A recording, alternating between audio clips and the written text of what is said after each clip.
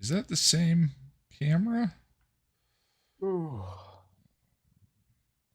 Very confused. Ha! Well, whatever. Hello, everybody. Did we go live? Are we We live? are Yep. live. Oh, Live. hi. Oh, hi. Fancy meeting you here.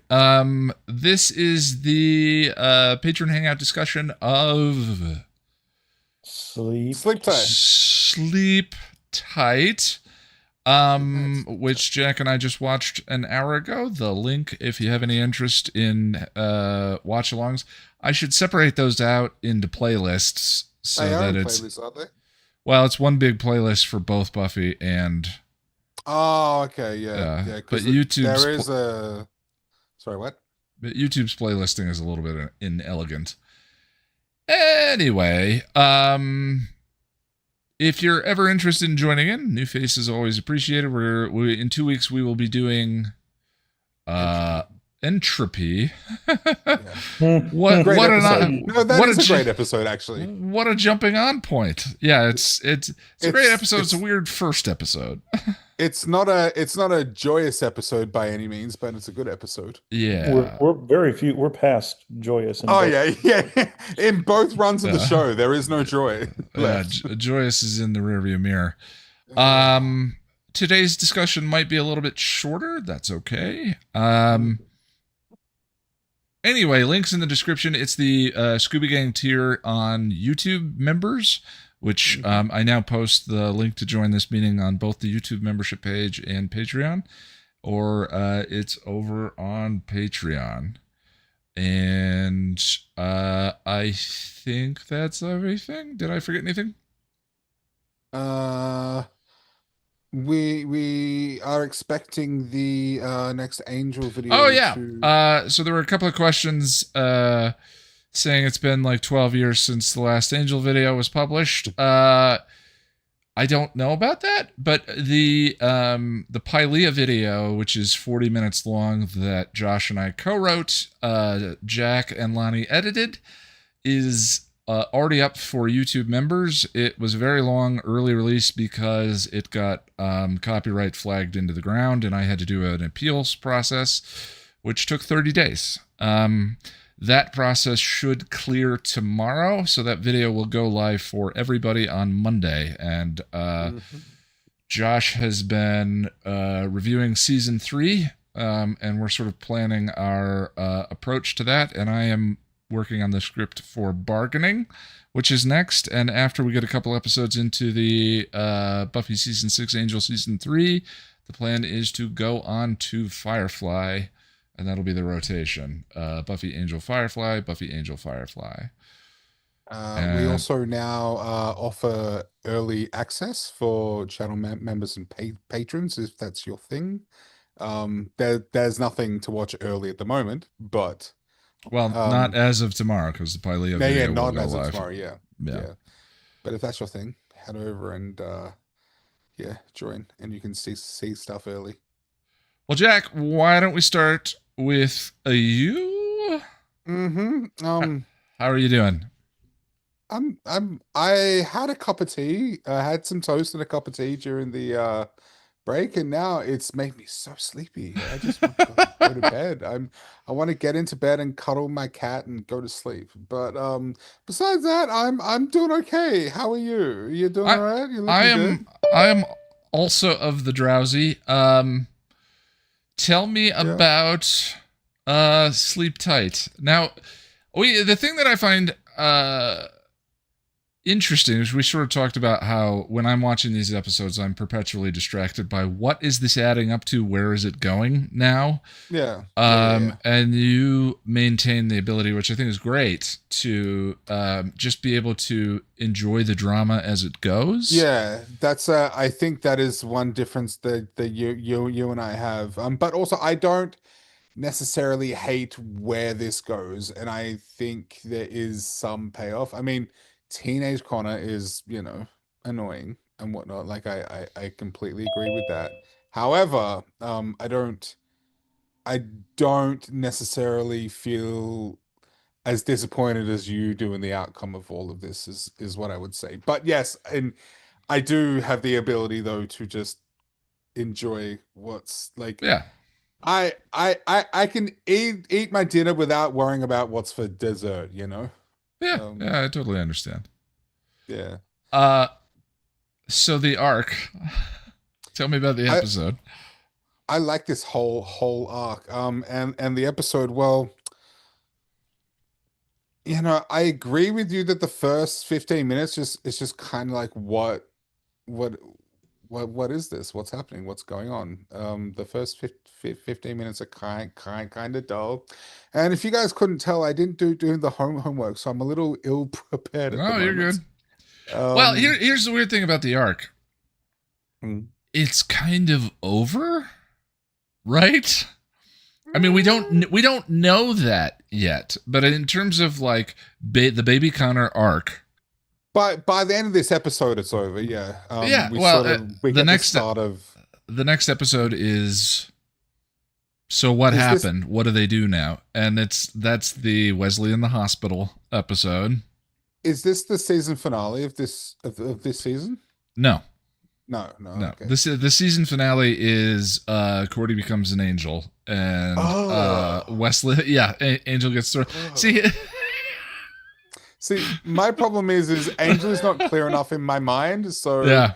I'm giving opinions here that could change very, very quickly, very quickly. Yeah, but well, for the most part, I do enjoy this run, and I do enjoy this season. I like the Darla stuff, as I've said many times, and the Wesley tragic hero stuff I do enjoy a lot as well. Yeah. What else? I was gonna say something, and you're it's good, gone. brother. Oh yeah, the angel sort of acting weird and drunk stuff, as we said at the rewatch. It's a little weird that no one really mentions it or calls him out on it, because he's very clearly, like, at one point he's kind of like almost like dancing and like tapping his cup and getting all giddy and stuff. It's very bizarre. Yeah, well, I mentioned the more we talked about it, I mentioned eternity as the sort of there's precedent for Angel being weird or being affected by substances. But then I remembered Cordy's not there, and yeah. But like, neither is Wes in that scene. Wes is not in that scene either. True, who is the other person from Fred Eternity. and Gunn don't really know him all that well. Yeah, I don't think Gunn's seen him turn evil except in Guys Will Be Guys. Well, that's exactly what that. No, sorry, exactly Shroud of Ramon. Say. Oh, I was gonna say that because typically when Angel starts acting a little weird, it's because Angelus is back or something's going on. So, he's afflicted. Something's going on. Yeah, so. But it's all fine. Yeah, it is a little odd, but I don't know. This episode is like, I like it overall, but at the same time, it's not one that I would feel the need to really defend. You know, like. Well, what's weird is it has two moments in it that, for me, are show defining. Mm-hmm. In an episode that I kind of think is in an arc that I kind of think is so show defining moments of Angel. Is that it? Am I done? Mm-hmm. Darla in the alleyway. Yep. Angel drinking his son's blood, which is gross and horrifying as it is. There's would you like me to lie to you now? And would you like? That's well, there's a ton in season 5. Actually, let's go to work. The bulk of the defining Angel's moments for me are in season 5.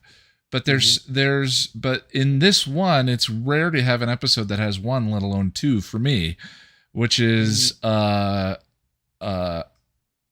drinking his son's blood and the baby going through the portal. Yeah. Which is a shocking, sad moment the first time through. And I think one of the reasons I struggle with this material is because, like, that moment of, like, what is it all leading to is missing. Now, I know you want to I'm not saying that negates the quality of the experience of watching it or that it's good drama, but I'm saying that it lacks a satisfying payoff until season 5. And that makes revisiting it more challenging. We talked about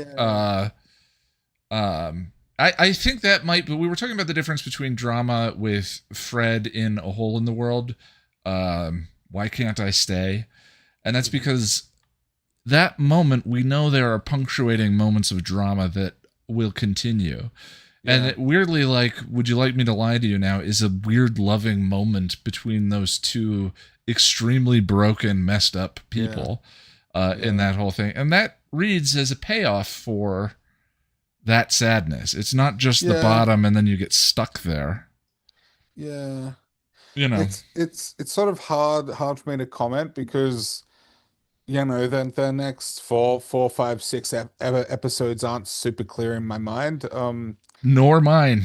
After after him trying to smother Wesley in bed. Yeah. It's all kind of a blur until Connor shows up. So it's kind of, I like, I can't agree or disagree with you, to be honest, because that's what we're saying is like the I think that is maybe knowing the arc in and out and reflecting on it wouldn't be a good thing, because you can watch this episode and you can enjoy these moments individually for what they are. But I mean, the overall arc is what matters, though, and that's the thing that, like, I mean, that's why I do feel that I enjoy this run, because I remember liking the overall arc. However, I don't. How do I say this? I mean, everybody likes a payoff, but payoffs can be different things in different ways, and sure, I don't know what I'm saying. No, you're good, brother. Yeah, I don't know. Was there anything else you want to throw out about the episode? No, I don't think so. No. Cheers. All right. Well, thanks. The exception to all of this, so the assumed framework of the discussion that we just had is that Teenage Connor is not a satisfying payoff to this material, but not everyone believes that. Lest we pretend that is the common normal opinion, not everyone thinks that's true. Let's go over to Russell. Russell, how you doing, brother? Russell had to step away for a second. Okay. That's a disappointment. Damn, that was the best segue I've ever done. All right, let's go to really Allison, and then we'll go back to Russell.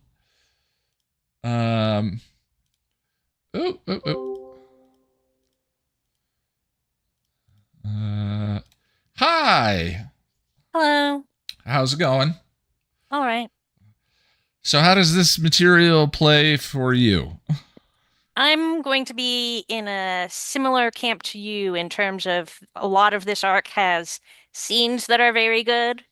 And I think that on the first viewing, you don't know where it's going to go. And yes.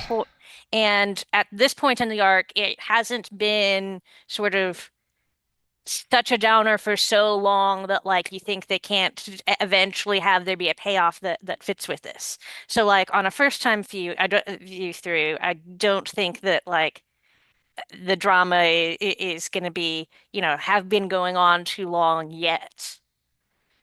Yeah, it's interesting. This Angel might be, at least these 2 seasons of Angel for me are, I remember this being really engrossing the first time through.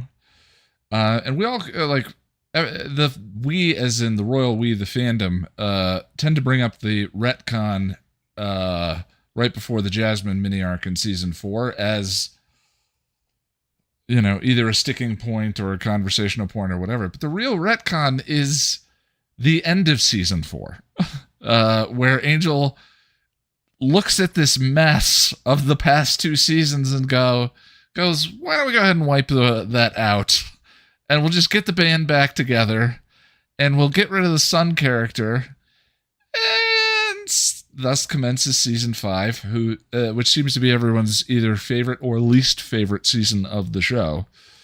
Definitely my favorite, but that is the real retcon. I think the only difference is that it's later acknowledged as such, as a retcon when Wesley restores everyone's memories. But at that point, they're sort of too far down the line of whatever. But anyway, I apologize. Tell me what you have on this one. No, that's all fine and makes sense. I don't know. I guess the one question that you brought up that was interesting to me during the rewatch was, okay, can we figure out why it is that Sajan hasn't done his portally trick before?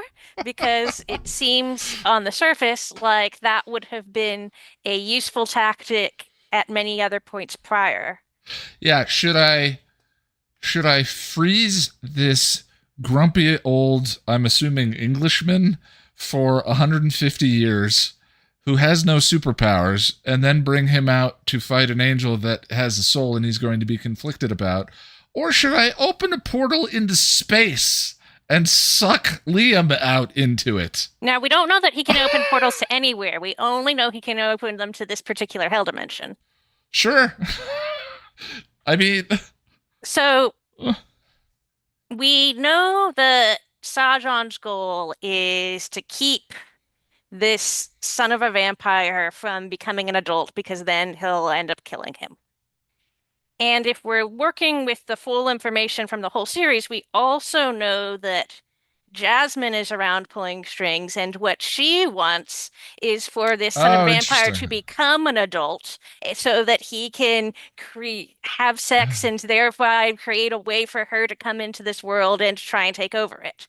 Yeah. And so what we have are these two very powerful contrary forces that are attempting to accomplish almost exactly the opposite things. And we know that someone at some point decided, hey, Angel in a Catholic hell dimension shouldn't be there anymore. He should be picked up and brought back over here. Someone has that power to be like, you don't belong in this hell dimension anymore. Come back.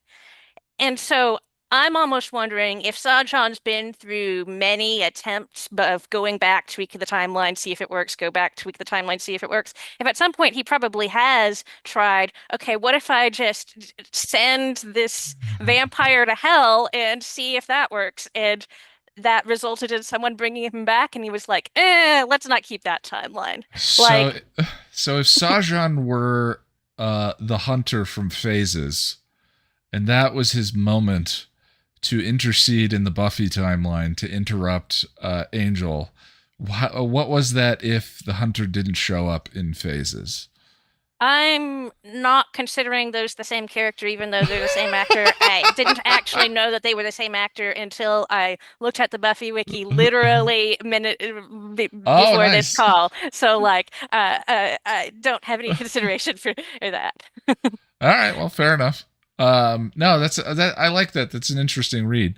So the powers didn't bring Angel back from, or whoever brought him the back hell dimension would have also wanted him back if he had gotten sent to a different hell dimension at some point. Yeah, my read is always the powers did the snowstorm, because that's the very powers that be kind of power. But the idea of someone getting portaled anywhere, I think that's actually a really nice dovetailing into Sajan instead. Although he does seem so surprised when the thing is, time travel breaks everything. If you have a character who can time travel, doesn't he already know how all of this was going to turn out? Like, he knows how everything was going to turn out until he made whatever last change in the past he did, and now he's here.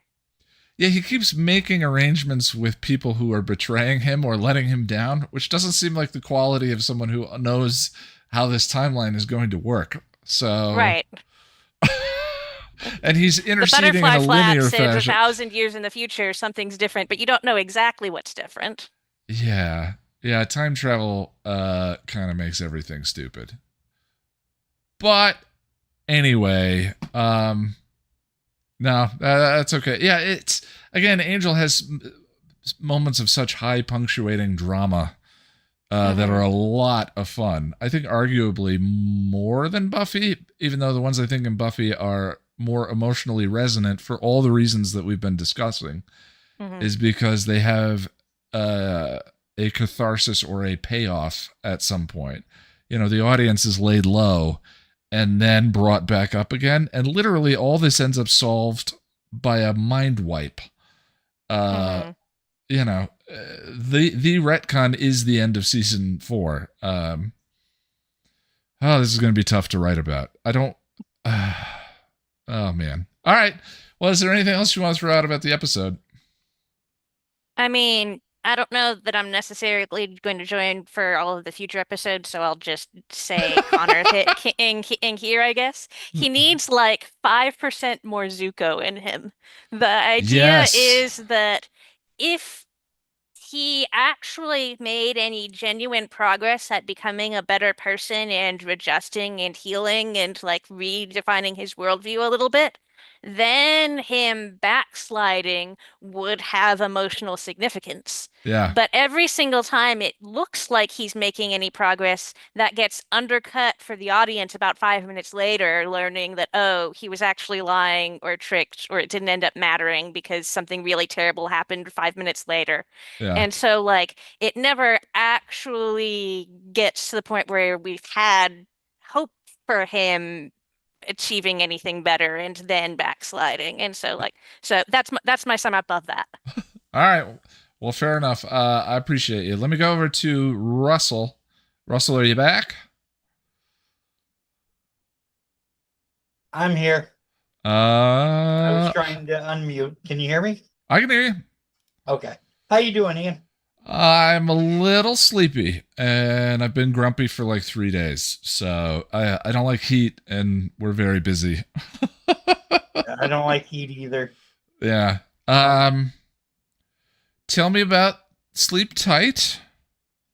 Yeah. So a month ago, we kind of covered more or less Wesley's perspective.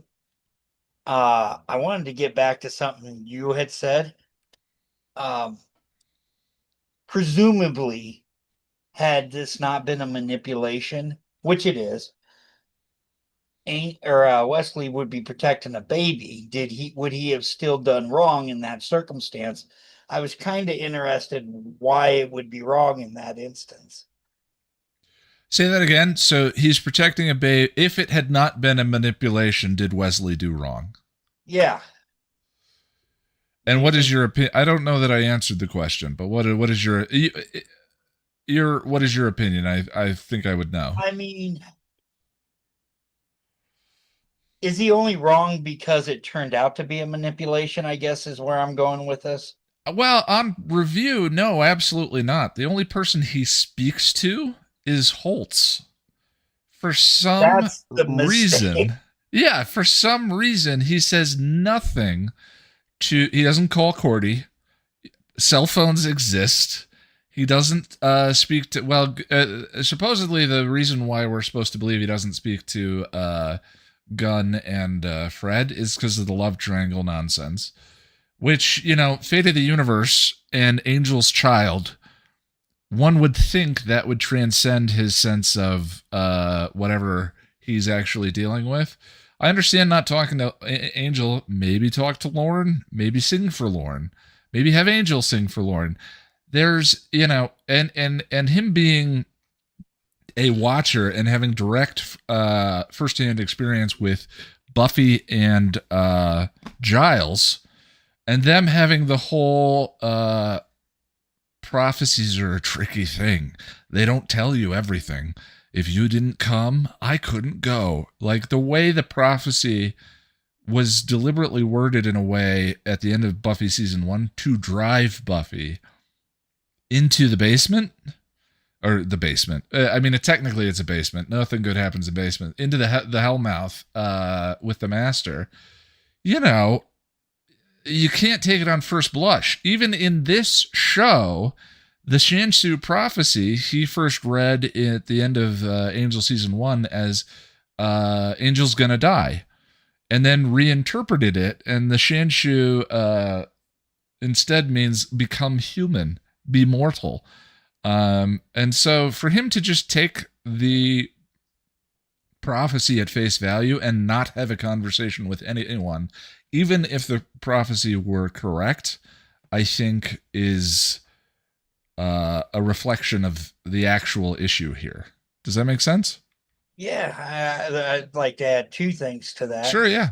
One, in this episode, that manipulation is taken to a level where, from his perspective, oh my goodness, this is going to happen.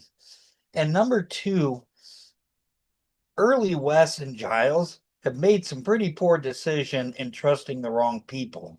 That's how Giles ended up being tortured by Angelus. That's how Wesley ended up being tortured by Faith. Right off the bat, they should have known those people were dangerous. Specifically, I was thinking of Ta Freem. I can't remember her name right now, but the Gauntlet lady from mid-season 3, the rassy, sassy English woman, Gwendolyn Post. Gwendolyn Post, yeah, thank you.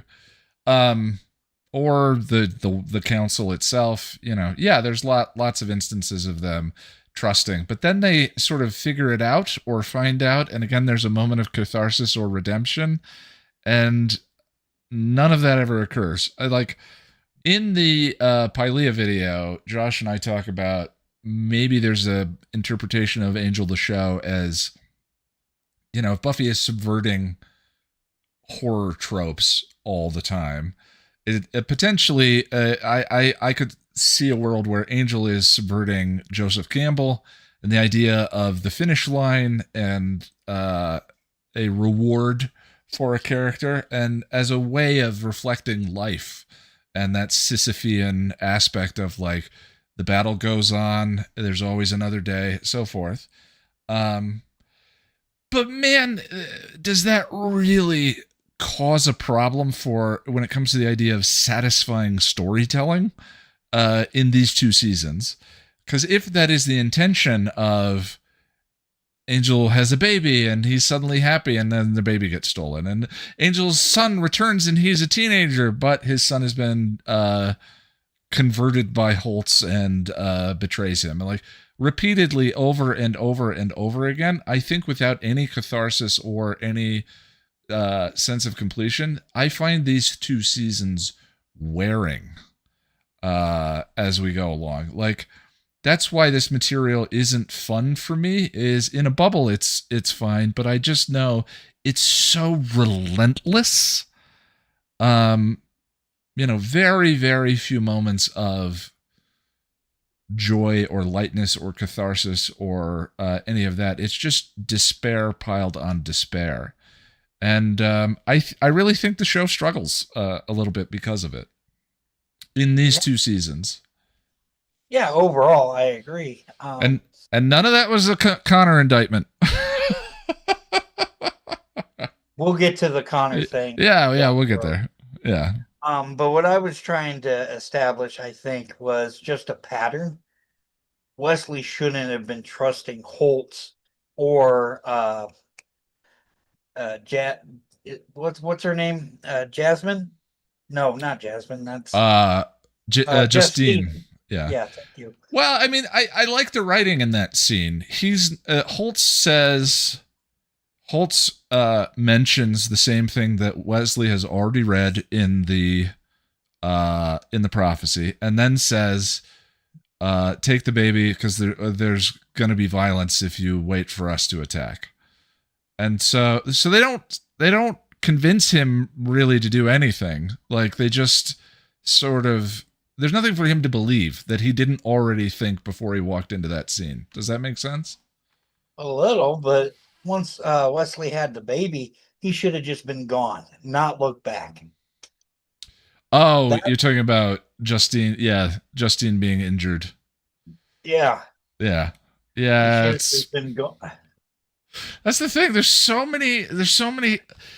I typically find that I get nitpicky with material when I believe that anything can be nitpicked into the ground. I only feel myself start to do it when something has failed to pull me in or engross me. When there's like, I will forgive certain Buffy episodes. Like season 6 of Buffy is the perfect example.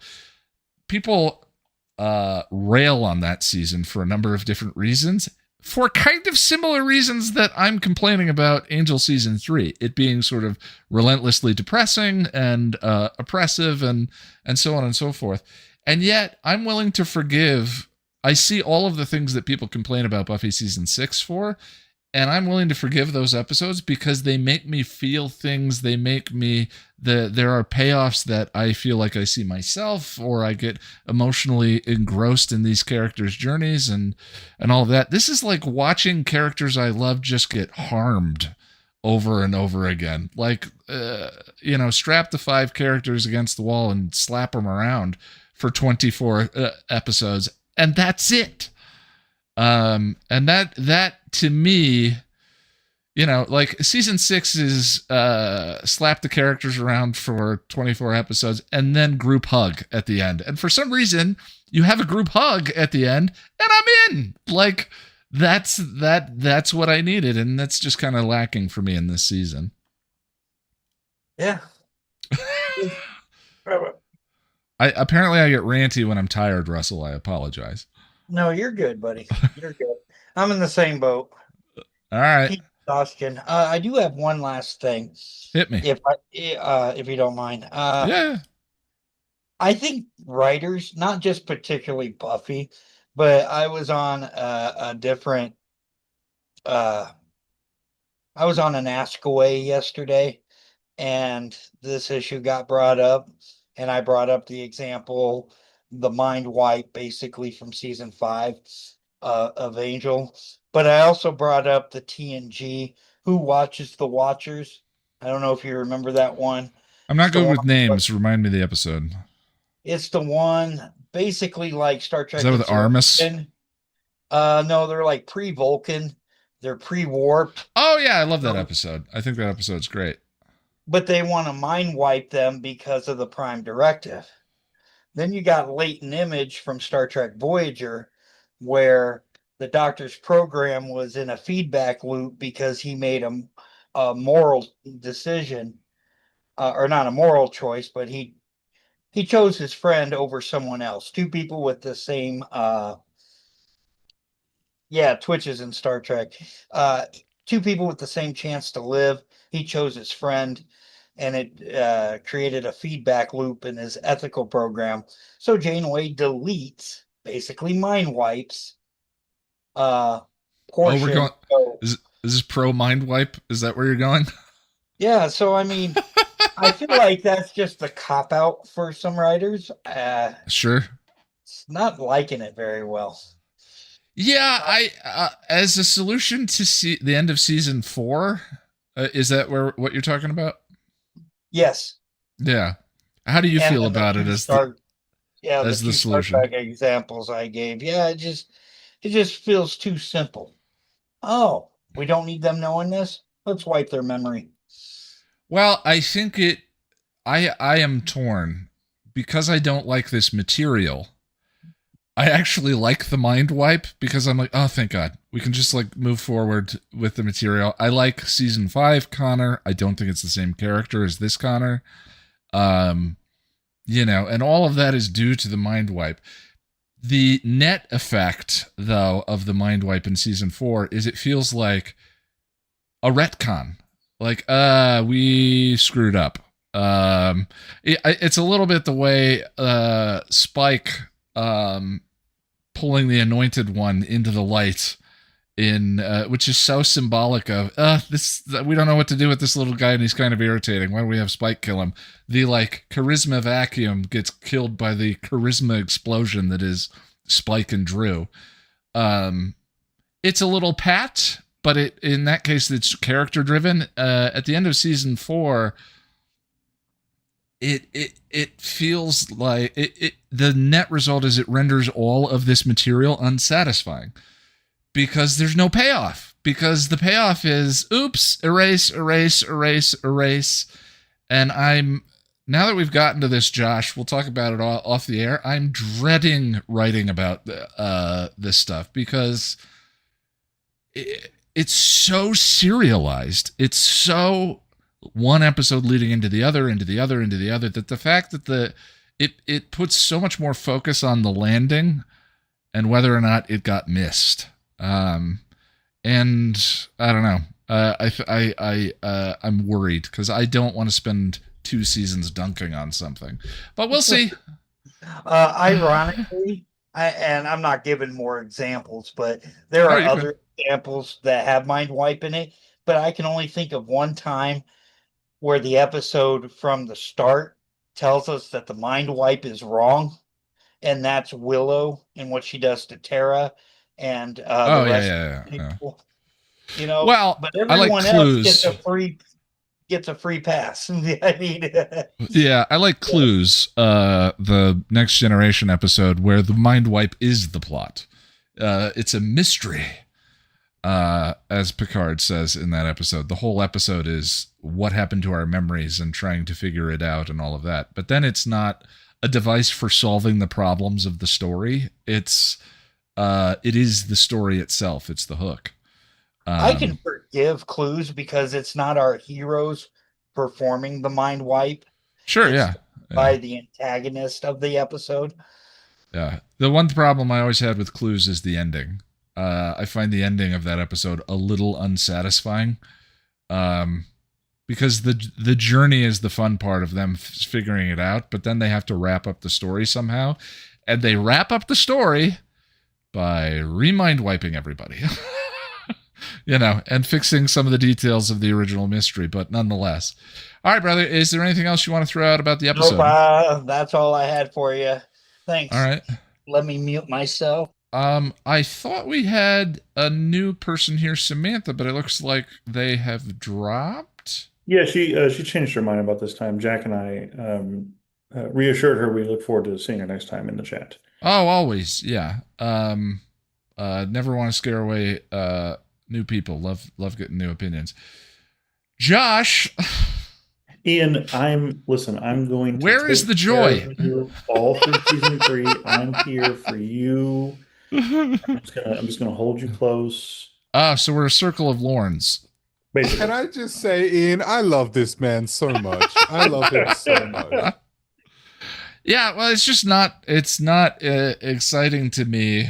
I have found these discussions, the person that I bring to these discussions being me, I have found that I don't like that guy. I don't care for the version of me that shows up to these discussions. He's honest.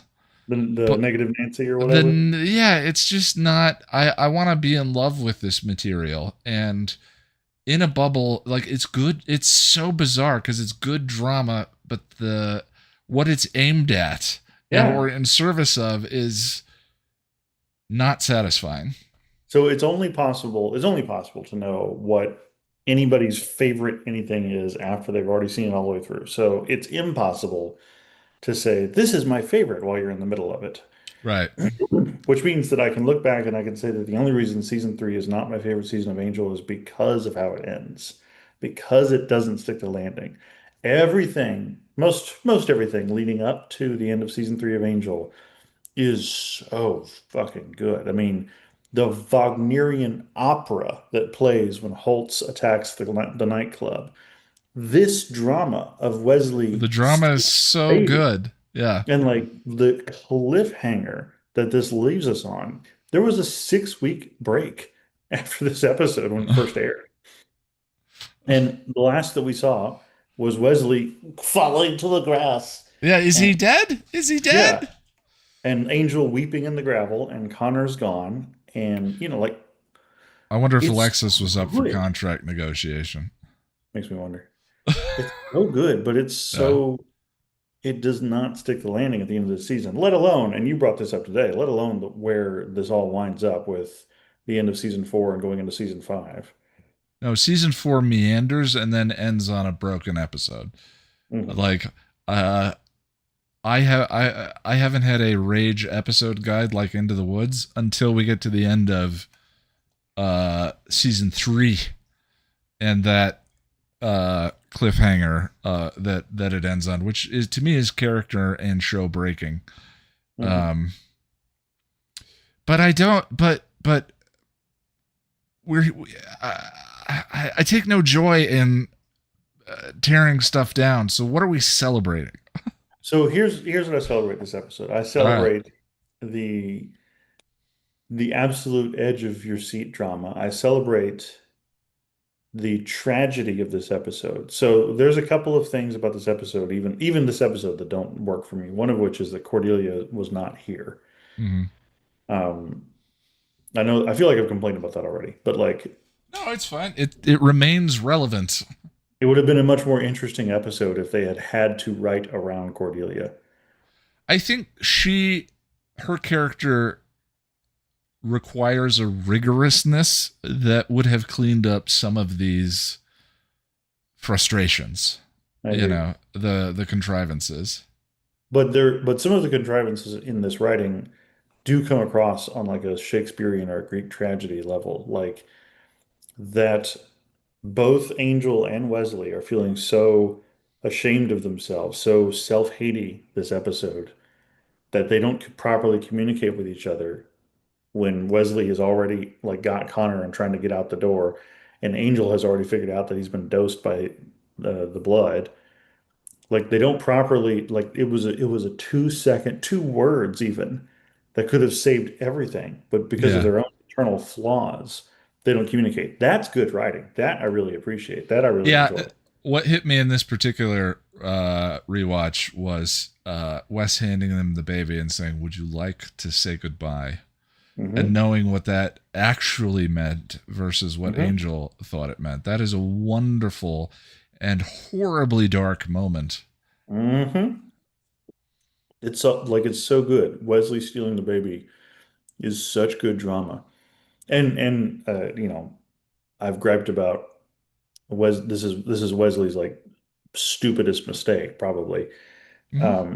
But I don't think it's out of character in any way, shape, or form. I think that's what makes it so. No, that's the thing, isn't it? Is like no matter how competent Wesley has been shown to be through the last 2 seasons of the show, this still feels in character, and that's so delightfully frustrating. Yeah. That it feels consistent with the person he's been since Buffy season 2. Since walking Wesley Whitney Price. Right? Yeah. I mean, once he stole Faith without talking to Buffy, and it's the same mistake. It's the same mistake. And so for all of the improvements and all of the change that he has shown, like there's a consistency to his character throughout here that doesn't like this. What this is not is unconvincing. And we'll get to this when you and I are getting into the episode guides of season 3, but I just finished my rewatch of Billy. And Billy basically just exists to get Wesley into the state of mind where he could make this mistake. Okay. Because he at the end of Billy, of course, he is just like, I don't know what kind of man I am anymore. And right away in the next episode, he's back to being bumbling Wesley. He awkwardly interrupts a conversation between Angel and Fred because he thinks Angel is talking to Fred a little too harshly. And he's like, I think Fred's been through enough recently. And like, it's just like, it's so good. And it's such good drama. Yeah, the other huge aspect to this that, Wesley sees in Connor a potentially abused son. Exactly. As he is abused himself. So he got to the episode Billy thinking he could never be his father. Right. In the episode Billy, he does unconscionable things. And at the end of the episode Billy, he realizes that anybody is capable of horrifying acts. But when he views that through the lens, so even Angel, even souled Angel is capable of horrifying acts. And then the beginning of this episode, the contrivance of I call it contrivance. It just feels it's not contrivance. It's just so heavy-handed. which I think those two things are distinct. But him drinking the blood is so heavy-handed. When you go that heavy-handed and your characters don't notice it, it makes your characters look like idiots. You know, that's my frustration with the beginning of it. But I actually love the idea, like, it's so evil, it's so dark. The idea of stealing Connor's blood and feeding it to Angel is really horrifying on a horror show. Very unusual to have actually horrifying things. Well, Angel has more than Buffy does, but yeah, that's good stuff. It's just the execution of the drinking of the cup in the beginning of the episode. Like, we get it. Like, get to the point. Yeah. You know, it could have been handled a little bit more elegantly. And maybe with Cordy there. You know, again, Cordy. That's my thing. Like, sometimes I try to imagine last episode, this episode, and the next episode with Cordelia present, and what would that look like? Yeah. And we'll get there when we get there, but I think that. So speaking of like fucking dark, next episode we get sold Angel using Angelus torturing techniques on a sold human. Yeah. Well, and the scene in the unforgettable scene in the hospital room at the end of the episode. All of that. Yeah. And I think what's most interesting, and I see Jack laughing for the same reason I do. He ruined that scene for both of us in a lovely way. What I think is most interesting about the next episode is imagining if Cordelia was there, imagining her right beside Angel as he's doing all these horrific things. Yeah. And not trying to stop him. Yeah. Yeah. She's the heart. She's the soul of the show. She is the heart. She is the soul, but also like she loves Connor and she loves Angel. Yeah. Yeah. It would have been a moment for her. It's such a shame she's not in these episodes. It really is. Because then we also got some dark Cordy and Billy when she's fully prepared to kill Billy. Yeah, and the other thing about avoiding like the heavy-handedness is the beauty of a character like Cordy. The beauty of a character like Cordy is since Tact is just not saying true stuff, she's the character you give the lines to that other people aren't willing to speak. So if in this, like, Angel has to be so drunkenly heavy-handed that the quiet characters actually speak up. And if Cordy's there, he acts a little weird and she calls him on it immediately. Yeah. You know, and then that material just plays so much more elegantly. Coincidentally, because you have the least elegant, you know, sort of shouty character present, you know, to do that heavy lifting. Because it also means that maybe they start to, like, maybe they realize that Angel's blood had been dosed earlier in the episode, and maybe Angel's like more like hands off Connor to Wesley earlier, and we get a scene of like Wesley with Connor in his apartment, and it's dark, and he's looking down at him, and he's like, now, do I still go through with this? Yeah. And there's more of a moral choice for Wesley. Like, Cordelia being there adds to it in so many ways. But anyways. Yeah. Well, alas, it was not to be. But maybe that's the way to have some fun with this material, is the speculation. I don't like the Monday morning quarterback, but I did do it in Into the Woods. And I did do it with how I would have, with Xander making him the military guy. One of the first one of these hangouts that I joined you for was when we were doing the end of Buffy season 4, and I tried to map out what season 4 was supposed to be without Walsh and Oz leaving. So, yeah, I get the Monday morning quarterback. Yeah. All right, my friend. Well, I guess that's it. Just a short. We're missing a lot of the regulars today. Go ahead. I did go back and confirm it. The guy that Fred arrows in the back during the fight doesn't get up again. So Fred killed a man. Fred straight up killed a man in this episode. Yeah. Cold-blooded murder. So Lila's feeding him his kid's blood, and we have a funny, lighthearted conversation at the bar. This room full of people who have lost family members and are suffering and just upset because of fires that Holtz has stoked. We murder half of them with bow and arrows? And they go down so easy. Like, they suck. I know, we've been building this for like 10 episodes. He's been recruiting people. It was literally just Angel and Gunn fighting them. They went down against 2 people. Yeah, what was the plan? Anyway, I think we've rung that bell enough. All right, friends, we'll see you in 2 weeks for so Pylea will be public for everyone on Monday. And we'll see you in 2 weeks for Entropy. Thank you, everybody. Bye. All right.